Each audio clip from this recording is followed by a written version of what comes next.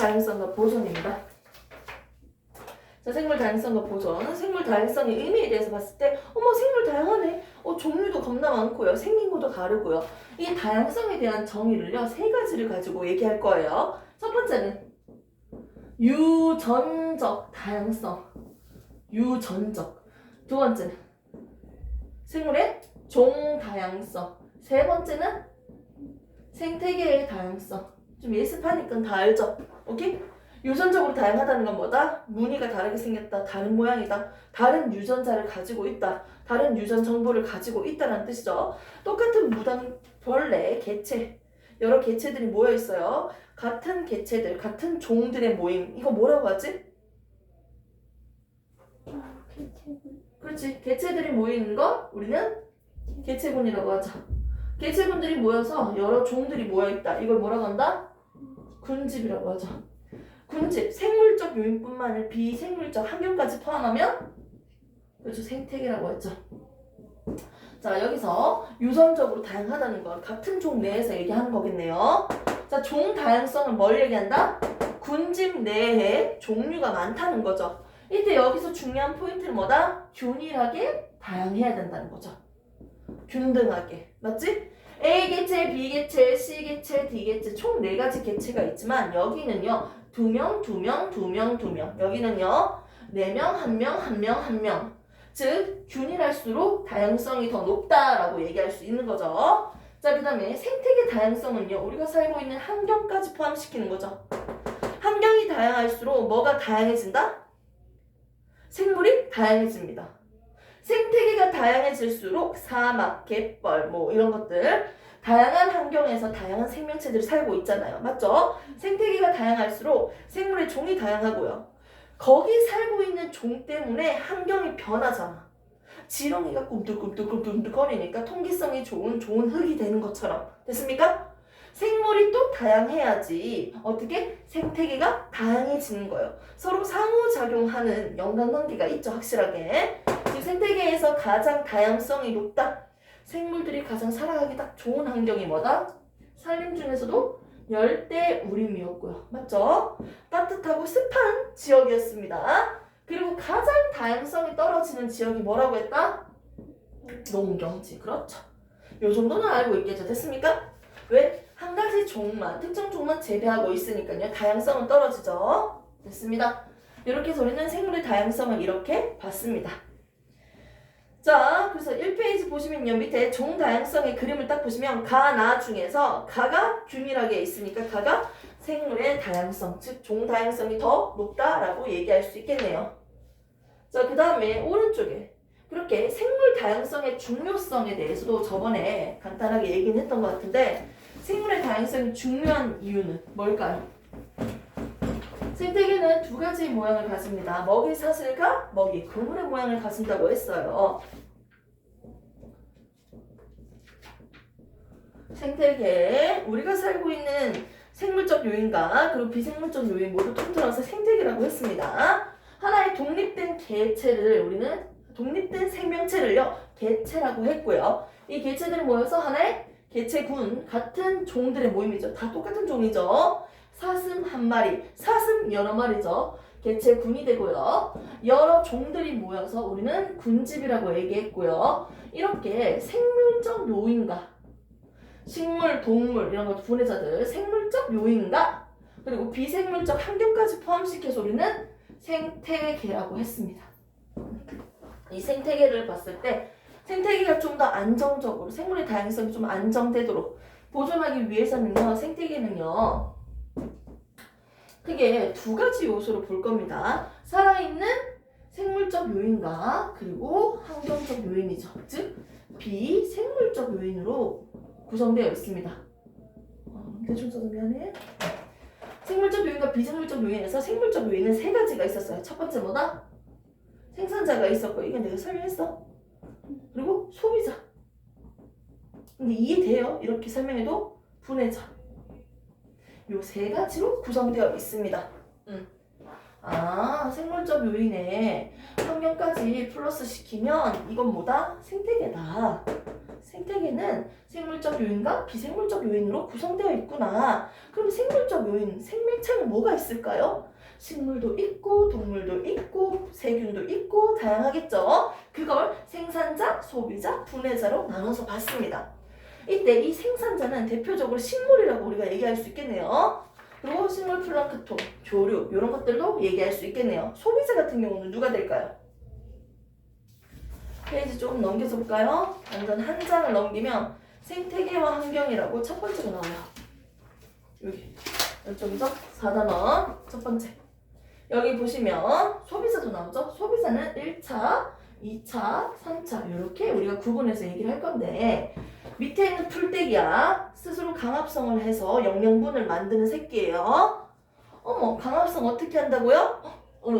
공기 중에 있는 이산화탄소 먹어주니까 땡큐. 우리한테 필요 없는 거잖아요. 물도 처먹처먹 해서요. 으쌰, 빛이라는 에너지를 통해서요. 엽록체에서 뭘 한다? 강합성을 합니다. 영양분 만들죠. 1대 2대 1 포도당 이런 대표적인 영양소를 만들어요. 영양분 만들려고 지금 이 짓 하는 거야. 강합성하는 거야. 빛을 통해서 합성한다고. 부가적으로 산소기체까지 내보내니까 고마워요. 이게 강합성이라고요. 아무튼 근데 여기서 선생님 설명했죠. 단순하게 C, H, O가 같이 포함되어 있지 않은 이런 물질들을 우리는 무기물이라고 해요. 생명체 내에서 CHO로 CH로 구성되어 있는 물질은 우리가 뭐라고 했어요? 유기물이라고 했습니다. 무기물에서 유기물, 좀 더 큰 것을 합성하는 과정이에요. 합성하는 과정. 뭔가 만들어서 써요. 이걸 하는 게 누구라고요? 생산자라고요. 식물이라고 생각하면 되겠네요. 대표적으로 이런 식물 풀떼기를 잡아먹는 녀석이 누구다? 1차 소비자예요. 이 1차 생명체, 1차 소비자 서로 먹고 먹히는 관계에 있는 이 새끼들 동물도 있고요. 다양하겠죠? 자, 여기 있는 1차 소비자를 또 잡아먹으면 얘를 뭐라고 한다? 2차 소비자라고 하겠죠. 또 이 2차 소비자를 잡아먹으면 우리는 3차 소비자라고 얘기할 수 있겠네요. 어머, 한 줄로 사슬 모양으로 구조되어 있네. 사슬 모양이네. 그래서 얘는 먹이 사슬 모양이라고 할 거예요. 이렇게 1차 같은 녀석은요. 어떻게 보면 풀떼기를 먹는 녀석이니까 우리가 뭐라고 얘기할 수 있을까? 초식 동물이라고 얘기해도 되겠네요. 엄밀히 얘기하면 맞죠? 그리고 2차 소비자가 항상 2차일까요? 얘가 1차가 아니고 생산자 먹으면 얘가 1차도 될 수 있는 거 아니야? 맞지?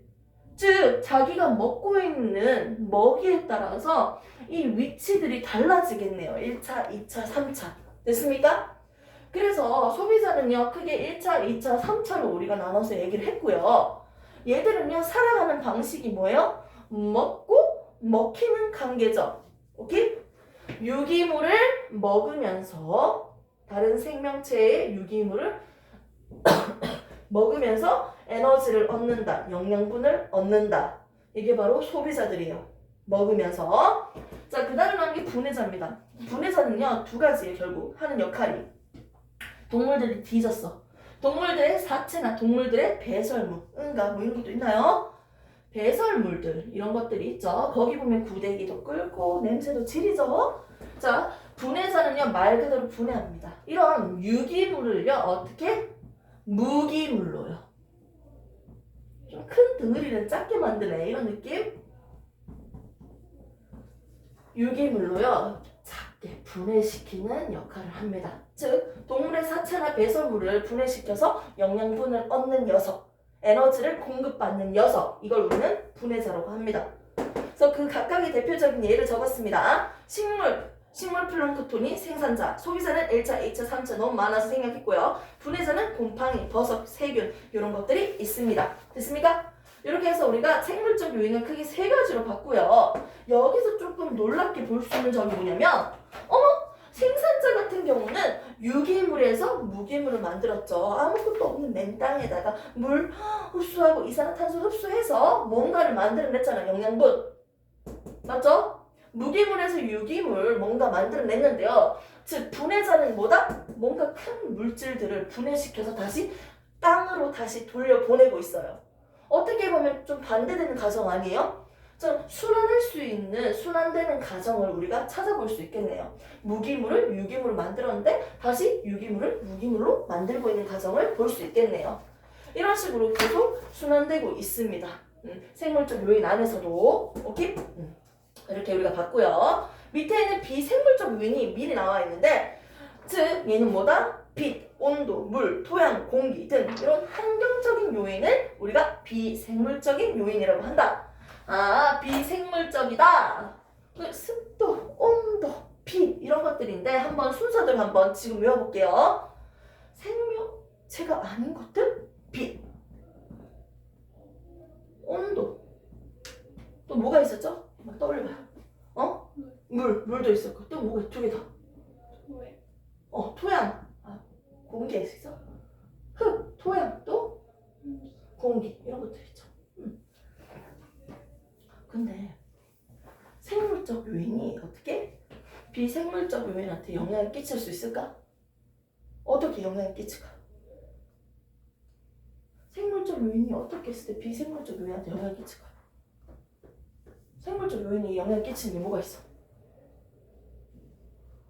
식물들만 생각해도 잘 봐봐. 강합성 하면 이산화탄소 먹고 산소 내보내니까 공기 중에 있는 기체의 조성도 달라지잖아. 이것도 하나의 영향이지. 강합성. 호흡도 산소 들이마시고 이산화탄소 내보내잖아. 이런 것들도 서로 상호작용하는 거지. 맞지? 근데 이때 생물적 요인들은 서로 자기들끼리도 영향을 주고받아요. 그걸 얘들을 뭐라고 한다? 서로 영향 주고받는 거. 상호작용이라고 보통 우리가 많이 얘기하잖아. 맞지? 근데 내가 지금 궁금한 건 이 생물적인 요인들, 맞지? 이 생물적인 요인과 비생물적인 요인 사이에서는 어떤 역할을 하는지, 어떤 작용이 있는지가 궁금한 거야.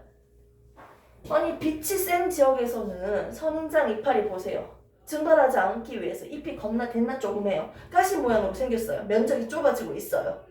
즉 빛을 통해서 영향을 받는다는 거지. 즉 비생물적인 요인이 생물적 요인에게 영향을 준다는 거예요. 맞죠? 그래서 우리가 이렇게 얘기하면 자연스러워요. 빛의 작용, 물의 작용, 토양의 작용, 공기의 작용. 뭐가 자연스러운 것 같은데요? 그래서 비생물적인 요인은 생물적 요인한테 영향을 주는 걸 우리가 작용이라고 하고요. 반대로 생물적 요인이 응가 똥 쌌어요. 토양이 비옥해지네요. 자, 생물적 요인이 비생물적 요인한테 영향을 끼치는 걸 우리는 뭐라고 한다? 반대니까 반작용이다. 오케이? 이렇게 해서 작용, 반작용이라고 부르고요. 생물적 요인 안에서 서로 영향을 주고받는 것보다 상호작용이라고 명칭을 얘기합니다. 됐습니까? 구체적인 거는요, 요거 하나도 빼지 말고 다 하셔야 됩니다. 그래서 상호작용은 먹이와 서식 공간을 두고 어떻게 서로 먹고 먹히는, 그리고 서로 영향을 주고받는 관계를 우리가 서로 상호작용이다 이렇게 적혀놨는데, 오른쪽에 있는 거 이제 본격적으로 이 작용에 대해서 한 가지씩 배워볼게요.